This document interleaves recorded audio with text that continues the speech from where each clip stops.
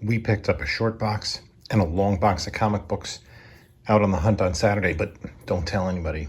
It's a secret. Coming up next on this video from Bronzeville Comics.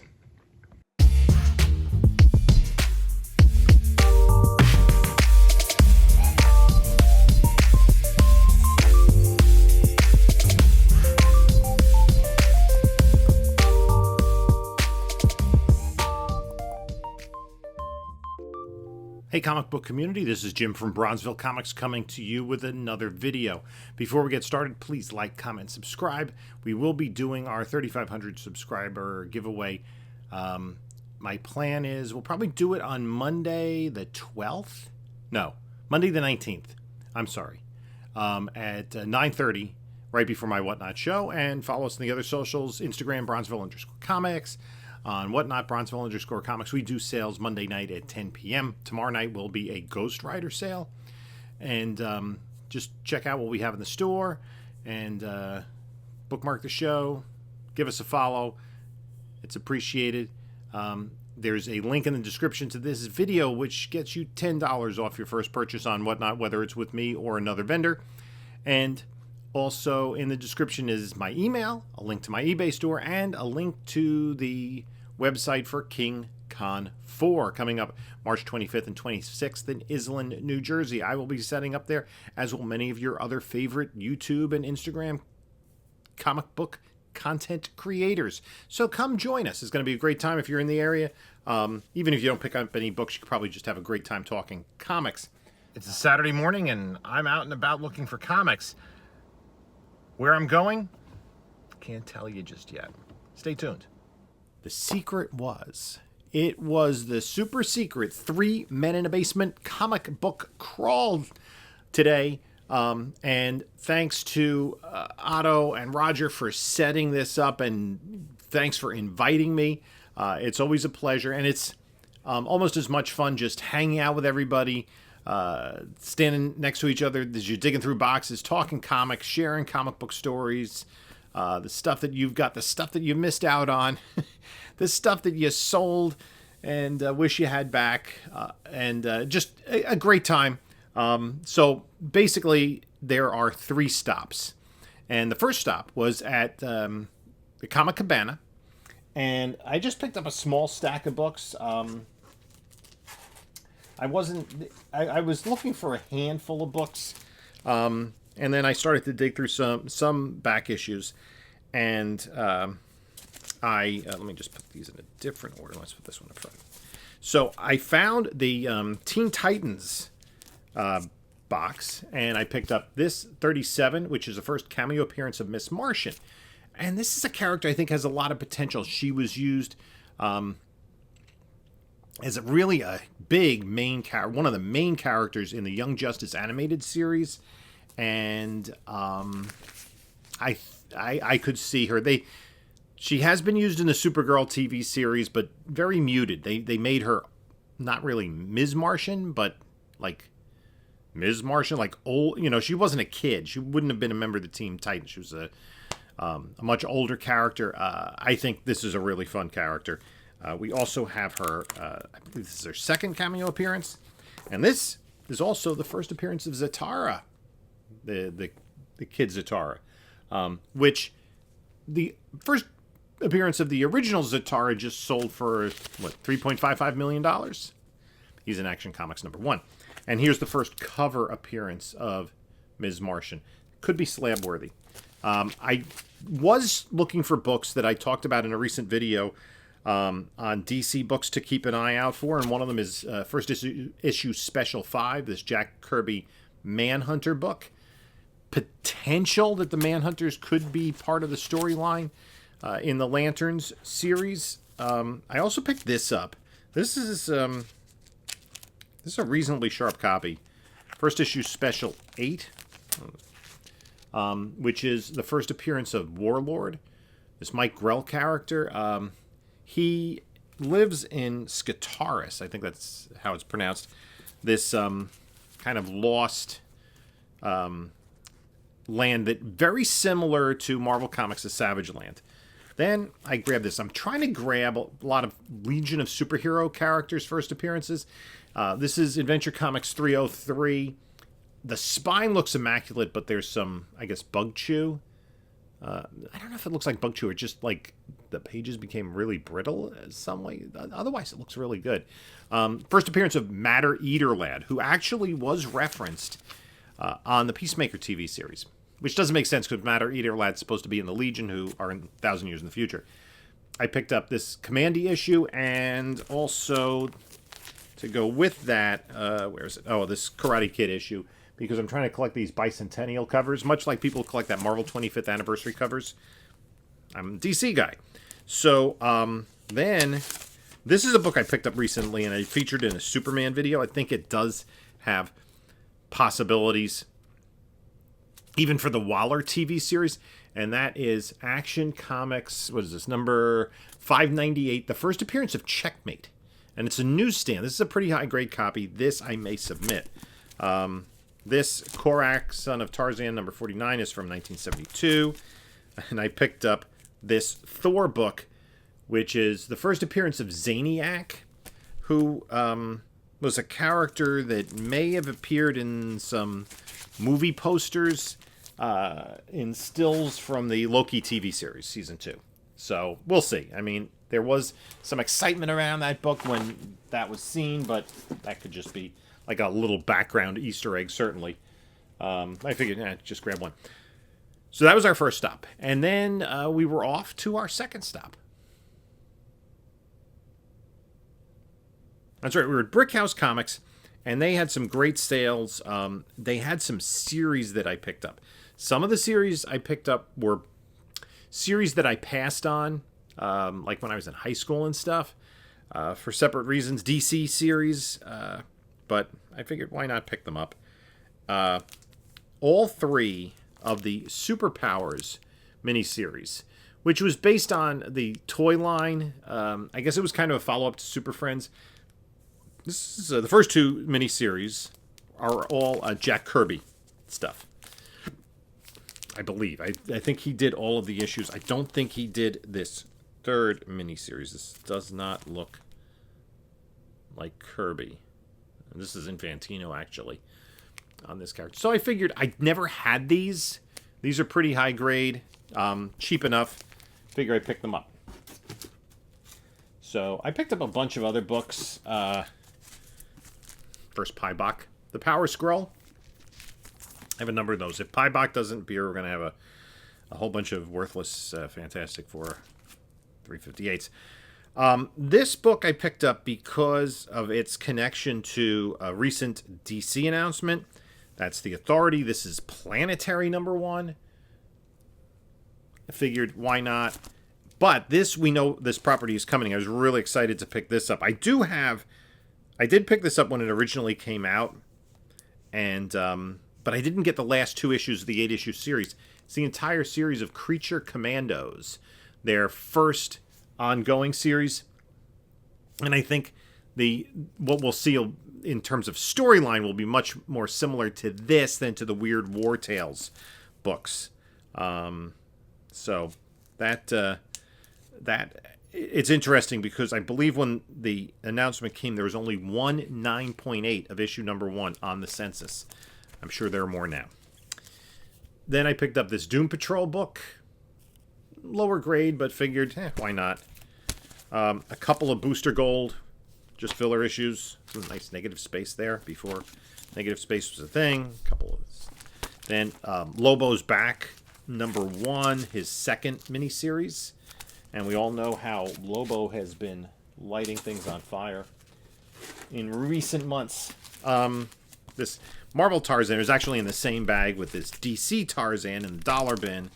Also in the dollar bin was this Mother of Madness, this Amelia Clark project. It could still get off the ground, but I figured for $1 a piece, worth it. DC's Night Force, numbers 5 and 6. This is another series I didn't pick up. That was a dollar bin. And then also Power Girl, issues 2 through 5. Fury of Firestorm 21. This is the death of the first Killer Frost and the introduction of Louise Lincoln, the second Killer Frost. And they've just beaten that character to death in the Flash TV series. A Sandman book for $1. And these were not dollar books, but this Fantastic Four, it's a newsstand, $2.52. I'm not sure if this book has value on its own merit or people just like to grab the tattoos. Okay, I'm not sure this has the tattoo. I think it says no tattoo. Whatever. I didn't pay much for it. Firestar #1. Her first limited series. We could see her in the MCU. And a lot of these are books I think are potentially submittable. X-Men 191, the first Nimrod. Topps Comics Zorro #3. First Lady Rawhide with this Adam Hughes cover. Yep, that's AH. Another series along with Superpowers that I had not picked up back in the day. So they had the entire series. I figured why not. And Frank Miller's Ronin. Then this copy of Terminator Burning Earth #1. This is the first cover artwork by Alex Ross. And it's a newsstand. Another set that I picked up is the first 10 issues of Madman Comics.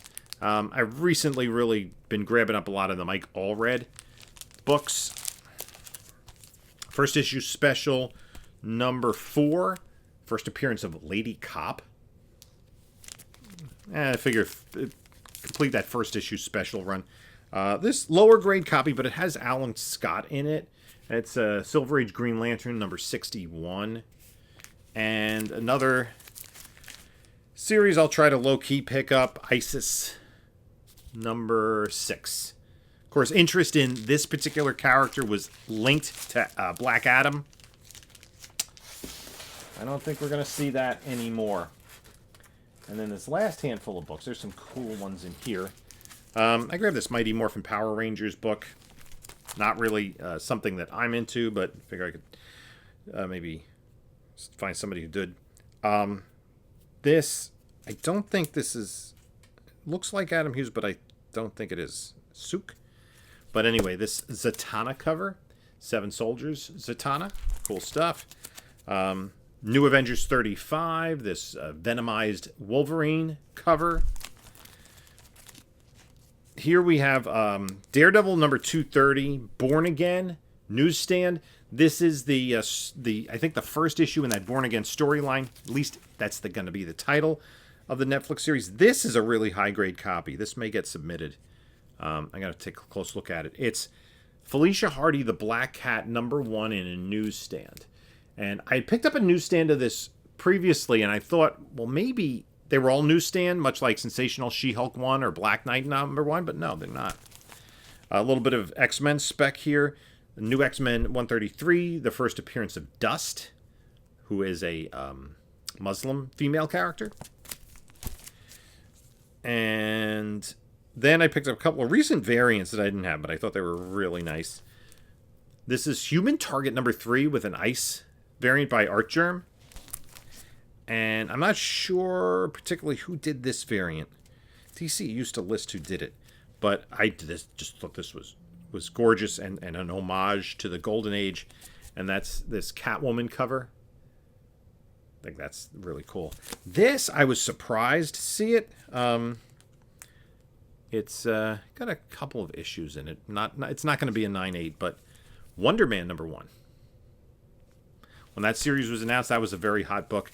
This is the last book of the Spider-Woman series. Jessica Drew, we're going to see her in Into the Spider-Verse. In connection to that Creature Commandos series, 7 Soldiers of Victory Frankenstein, 1-4. I almost said Frankenstein, for everyone who is a fan of Young Frankenstein. This one is the first appearance of this incarnation of Frankenstein, which is probably what the character in the animated series and going forward is going to be based on, this Grant Morrison run. And then issue #3 is the first appearance of Lady Frankenstein. This was a particularly high-grade copy. It's got a couple spine ticks, but might be an upgrade over PC. Cobra #1. We could see Cobra as an evil, villainous organization in the DCU. I think they're a little similar to Marvel's Hydra in many ways, but, technically there are a lot of differences. Superman Family 100-pager, picking up those 100-pagers. Newsstand of 158. This is the second appearance of Rogue, I believe. Then I picked this up. This is the final issue of the Silver Age run of Spectre, and I think that is a Nick Cardy cover. A little bit lower grade, but still it's got some writing on it. I had been collecting that series when I was younger. I don't think I ever finished it. So that might... J. Scott Campbell cover, Gen 13, number 12. Potential 9.8 maybe. I got to take a real close look at it, but I think it might be. In that case, I will submit it for grading. And then I've been grabbing this book whenever I see it, and because I really believe in this book, and that is Miracle Man, number 1. So that was the haul from Brickhouse. They gave us some really great deals there. Great guy to work with. So then we left Brickhouse, and then it was off to Sarge's and his basement. So we'll take a look at the books I picked up there. So let's go through and take a look at the books in here. This is what you pick up when you get into Sarge's basement. So Amazing Spider-Man annual, can't go wrong with that. This is I think it's a 70s fantasy magazine, Hot Stuff. It was an 8-issue run. Issues 1 and 2 were already taken. Then I figured these nice solid copies of Brave and the Bold. I'm trying to low-key complete that run. Nice little bronze horror. And then there was a whole bunch of this Daredevil run. This is the run that began in Marvel Knights. This is the run that started with Kevin Smith, and then Echo made her debut in this run. I stopped collecting it around the time I bought a condo and had to start paying a mortgage. So I figured, let me try to work on that run. Then I only need one more issue of Lone Wolf and Cub to complete the run. I couldn't find that. I think it was issue 27 is the last one. First Superman Blue. This Brother Power the Geek special. I had recently picked up issue number 1 of his Silver Age series, some Power Man. This, that looks promising, doesn't it? But it's missing the bottom of the cover.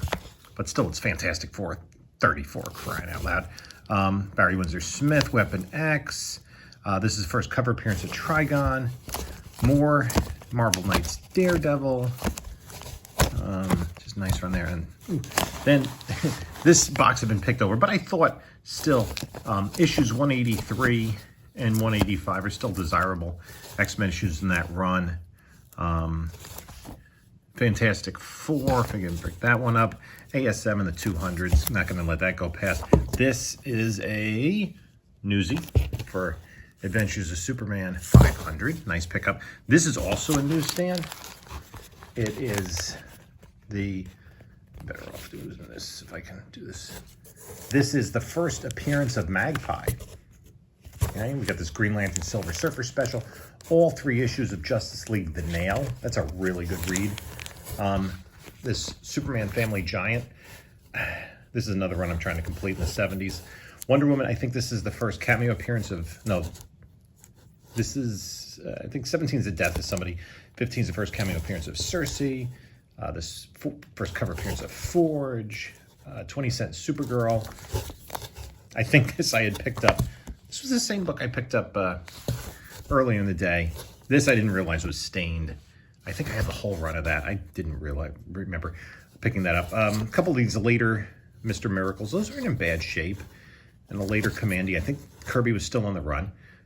Some Bronze Horror, Forbidden Tales of Dark Mansion, Unexpected, another Forbidden Tales, then some Batman's dancing around in the range of the first Damian Wayne, but not quite his first appearance. Another Power Man and Iron Fist. This Art Adams cover Heroes for Hope X-Men. Then these are all really sharp.